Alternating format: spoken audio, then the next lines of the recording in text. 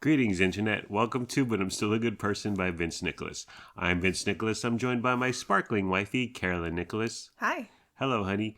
Thank you for joining me on our bed for our little presentation here. Okay, so recently Lennox has gotten into the redesign, interior design. He's got the bug in him. He's restless with his room and his arrangement. Yeah, he's constantly rearranging things, getting rid of things. He wants new things to be added. Like he got rid of his bed frame. The other day he wants to raise his TV, and I was like, okay, 2 inches, 3 inches? I'll find a box for you. And he's like 6 inches, and I was like, okay, well then we need an entire piece of furniture. But he's really been getting the decorating bug recently. And he got some posters from Amazon. He paid for them. He used my account, my Prime. What are the posters he got, honey? Cowboy Bebop. Yeah. Sunny Boy or Sony Boy. This is anime, yes? Yes, these are all. Or manga. Yeah. And so he ordered them on Amazon, and of course they took a few days because they were being shipped from who knows where. That one country far away. But he said something like decorating your room is the most important thing in the entire world on the planet right now. It's super. It means everything. And I was like, yeah, I remember being that age and having posters in my bedroom. Do you remember going like to Walmart or the store or Sam Goody, and then they got the poster, like little rack thing? They got all the framed posters on the cart thing or holder thing. I definitely remember that. They're so fun to flip through. Yeah. They made that clinking noise. Yeah.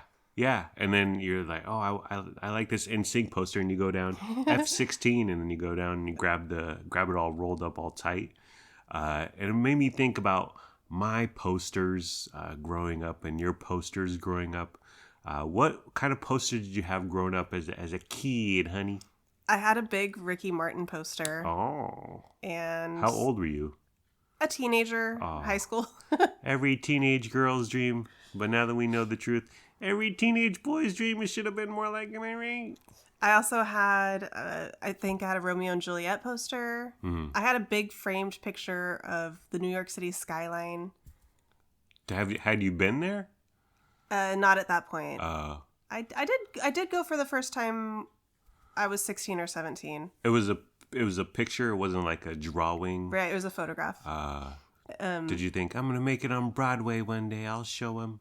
I didn't want to be on Broadway, but I wanted to go to Broadway. I knew I wasn't talented enough, but yeah. I did have an obsession with New York City. And you eventually went there? Yeah, I've been there a couple times, and I love Broadway. I love musicals. Yeah. I love big cities. Yeah. And then I also had some of these things. They were called Mormon ads, and they were like little Mormon church poster printouts, and it was like inspirational sayings or warnings, like just reminding you to like be good, stay on the straight and narrow. No. They're so funny. Like it was something of the 90s, I think. Me and my brothers both had them in our bedrooms. We just looked at a few via Google Images, and they remind me of like the posters you see at school, like don't do drugs, refuse to use, and like the adult theme is progress. It's more than a journey or something. Right, and you see right. Get inspirational. You see a picture of a guy on a mountain. You see those hanging up at work. Where did you get those? Why did you get those? Did they affect you? You turned into a bad girl? I think you could buy them at the Mormon store. Which we used to go to sometimes. Yeah. And it wasn't called that. I forget what it's actually called. Yeah. And we also subscribed to these magazines. And I think occasionally they may have come inside and you can rip them out. Did your parents have a problem with the Ricky Martin posters? No. The Romeo and Juliet? No. Young Love, Honey? Yeah, the Mormon posters. Those are I had no idea that they existed, and it's odd.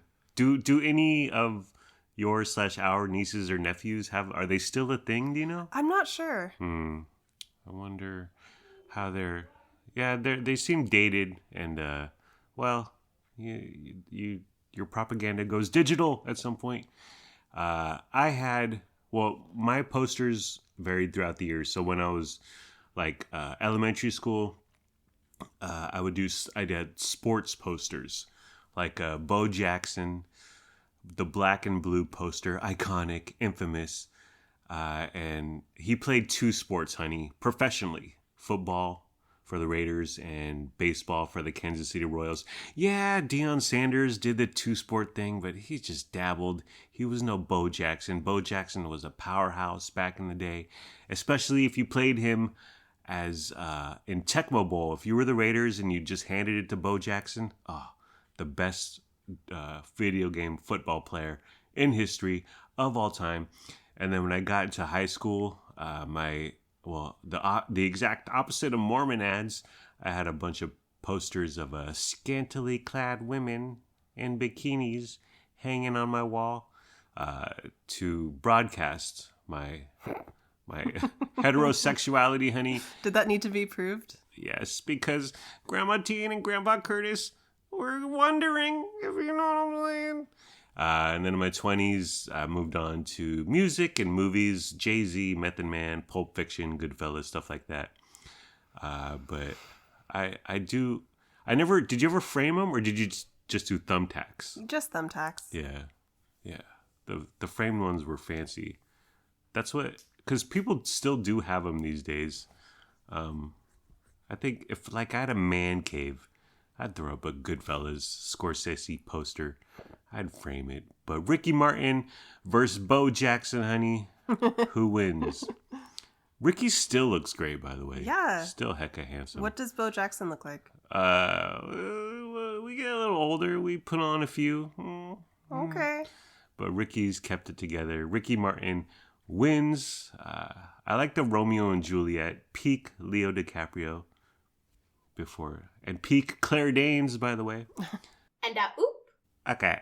So in other news, you don't like your. So we both have our mileage thingy, our gas tank thingy on miles to empty. That's our setting, and you don't like yours to get under 3 digits. Yes. If my gas mileage is below 100 miles, no. I can't allow that to happen. Like if it gets 99 miles to empty, you need to get to the gas station. I don't let it get to 99. I'm a 3 digits and above kind of girl. Well, the other week I said, well, let me know when it gets to double digits. And then you took a picture of it at 97 or whatever. And you were like, I'm on my way to the gas station right now. I like to get it as low as possible. My Kia Optima, once it gets to under 30, so 29, it's just dash, dash, dash. It doesn't even have numbers anymore, which is like dash, dash, dash. Get your ass to the gas station. And then the other thing it does is the progress bar in my gas, it starts blinking. So it's like, get to gas now. But I still have 29 miles to go. And I think they always overestimate because they don't actually want you running out of gas. This is the only area of your life that you live on the edge. Yeah. Do you, what's the psychological reason? What's going on with you? It's exciting. I just want to feel something, man. You're so good in every other area, so. I want that dopamine hit. What's life without living on the edge, honey, without a little risk? Speaking of cars, you need to get your car to the car wash. Tell people what's going on your floor, honey. Do I have to? Yes. My car is disgusting. Well, not really. It's disgusting. Mine's disgusting. I'm a guy. I'm a real man. I keep my car super clean. There's no trash. There's no crap. There's no hoodies. Yeah, not a lot books. Of junk or refuse or clutter. Yeah, no clutter at all. But what I do have is on the floor, on the carpets, tons of fingernails and tons of hair. Yeah. Because the hair comes out of my head or the kids' heads, and then it falls on the ground. And then You have the window right there. Why don't you just stick it outside the window? Well, I do you sometimes. Don't like rolling it. You don't like rolling down your windows. Occasionally, but most of the time it's just going on the ground. And then me and the kids, we all cut our fingernails in the car. Really? I know Lennox did it, but even Luna. Yes, Wow. we all do. Wow. And I keep a We have like 4 pairs of nail clippers in the car. That's crazy. Len has 2 in his bedroom right now. That's crazy. Why? Why don't you do it at home and Well, I do that too. and have your nails fling into the carpet where they will become part of the sediment for the next 30 years. I was in your car for some reason, but I had to open the hood, so I had to get down there and do the hood trigger thingy to open it, pull on it. And I was like, what the hell is going? It's like a sea of hair and nails, an ocean of hair and nails. But we don't need to do you don't need a car wash, but you definitely need the vacuum. Although you can do that. You've done that here, right? With the cordless. Yeah. And we have a little handheld vacuum. I keep saying I'm going to go down to the garage and do this. Yeah. And I have yet to do it. Do it. Put it on your to-do list. Why do you cut your nails in the car? I'm very, if I have a hangnail or a jagged nail or my nails are too long, I can't stand it. Yeah. So I keep fingernail clippers in my purse, in our bathroom, in my desk at work. Like they're everywhere in case I need them. So if I'm waiting for the kids, or if I am just sitting in a parking lot somewhere and I have some spare time, I'll whip out the fingernail clippers and I'll just take care of business right there. Oh goodness, I do need to clip my fingernails more often, but I won't do it in the car. I can't. Why not? Because I don't want an ocean of nails and her and my whip and my cherry whip, honey. Put that on our to-do list this weekend. Okay. We'll make it happen. In Frankie Blue news, Lucky Frank vomited. Can you tell us more about that, honey?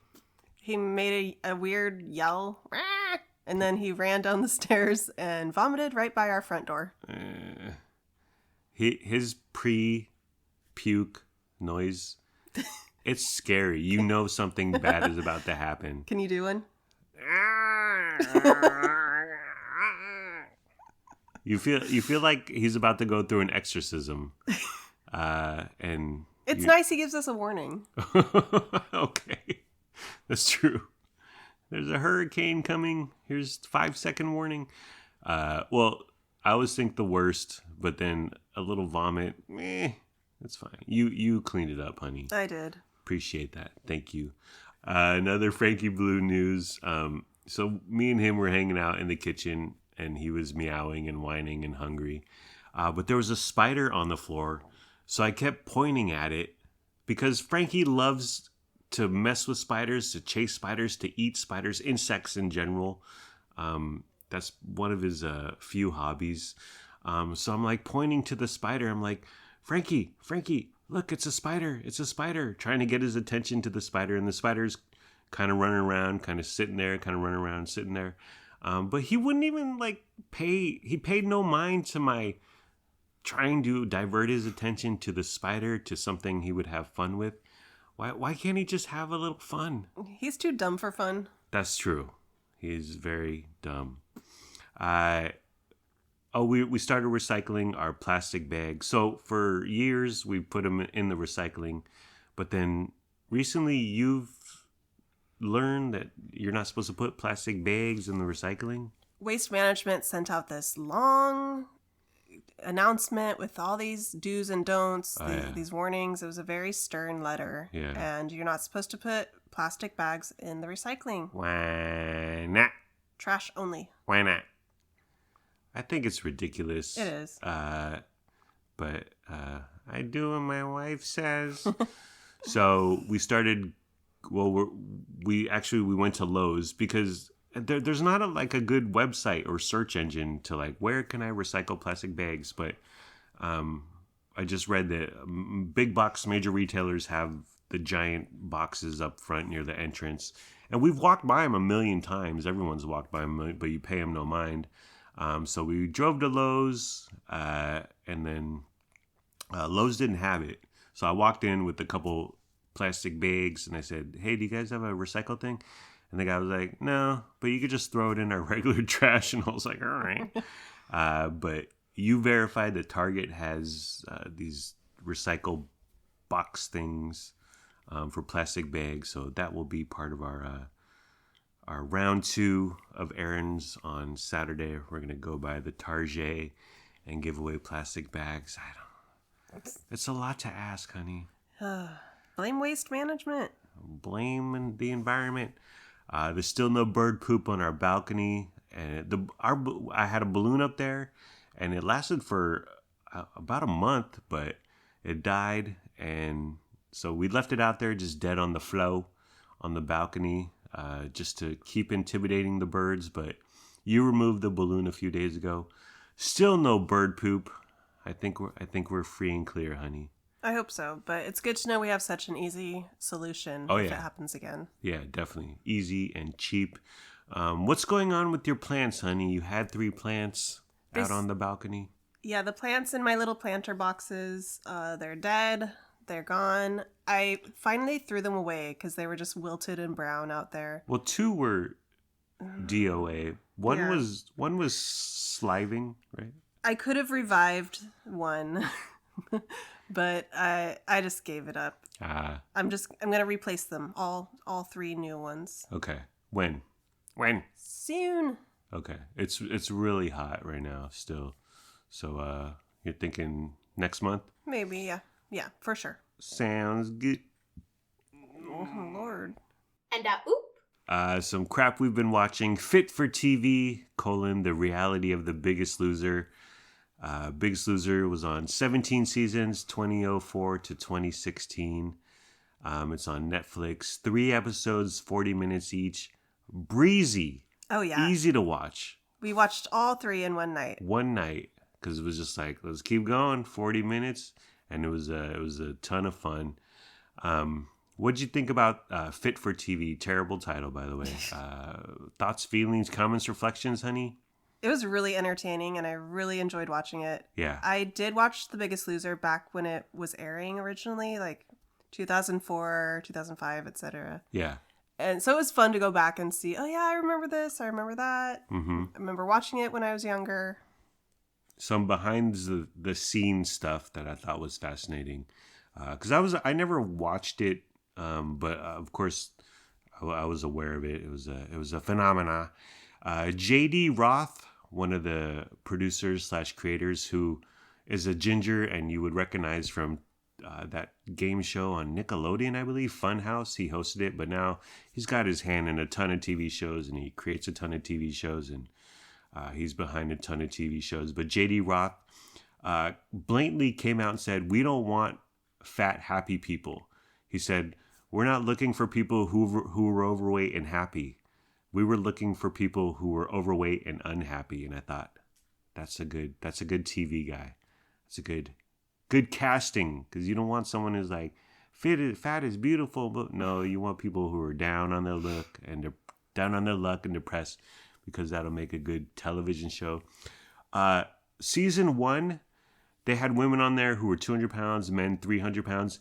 It went up every season to where at some point they had guys who weighed over 500 pounds. So they knew they had to up the ante each season, and the weight corresponded.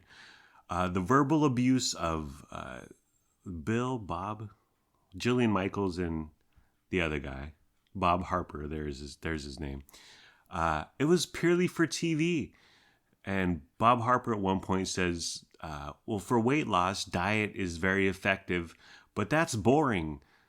But you watch us in a gym yelling and screaming at people, that's not boring. That's good TV. And they had some clips where it was just like, especially Jillian, like some gal was doing squats with the barbell. And she was like, I don't care if this barbell breaks your neck. And it's like, what the heck? And then another one, she's yelling at a guy. And she's like, I'm going to tear your leg off and hit you in the head with it. I was like, geez Louise, simmer down, Jillian. Joelle Gwynn, who is gorgeous now. Would you say she's in her 50s, 60s? Yeah.